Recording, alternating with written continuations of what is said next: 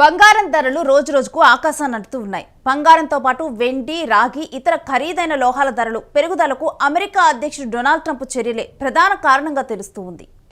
రెండు తెలుగు రాష్ట్రాల్లోని ప్రధాన నగరాలైన హైదరాబాద్, కరీంనగర్, వరంగల్, విజయవాడ, నెల్లూరు, తిరుపతి, కాకినాడలో నేడు 22 క్యారెట్ల బంగారం ధర తులం 91,550 వద్ద కొనసాగుతూ ఉండగా 24 క్యారెట్ల గోల్డ్ రీటైల్ విక్రయ ధర తులానికి 99,880గా విక్రయాలు జరుగుతున్నాయి.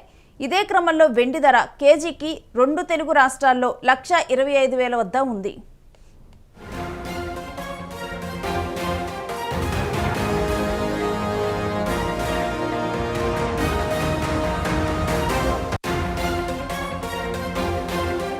అయితే హైదరాబాద్లో బంగారం ధర 22 క్యారెట్లది 91,550 వద్ద ఉంది. 24 క్యారెట్ల బంగారం ధర 99,880 వద్ద కొనసాగుతూ ఉంది.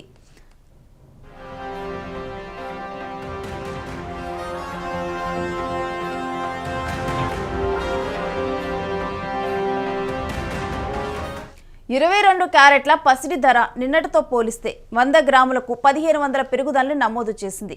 దీంతో దేశంలోని వివిధ నగరాల్లో నేడు పెరిగిన రీటైల్ గోల్డ్ విక్రయ ధరలను గమనిస్తే గ్రాముకు చెన్నైలో 9,155, ముంబైలో 9,155, ఢిల్లీలో 9,170, కలకత్తాలో 9,155, బెంగళూరులో 9,155 ధరలు ఉన్నాయి.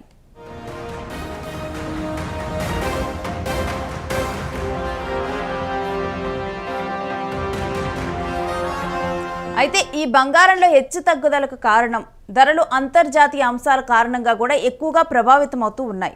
దీంతో తీవ్ర హెచ్చు తగ్గులకు గురవుతూ ఉంది బంగారం ధరలు గడిచిన వారం రోజులుగా భారీగా పెరుగుతూ వస్తున్నాయి. పసిడి ధర మార్కెట్లో పెరగడానికి ప్రధాన కారణం అంతర్జాతీయంగా నెలకొన్నటువంటి ఆర్థిక ఒత్తిడి అని ఒక కారణంగా చెప్పొచ్చు.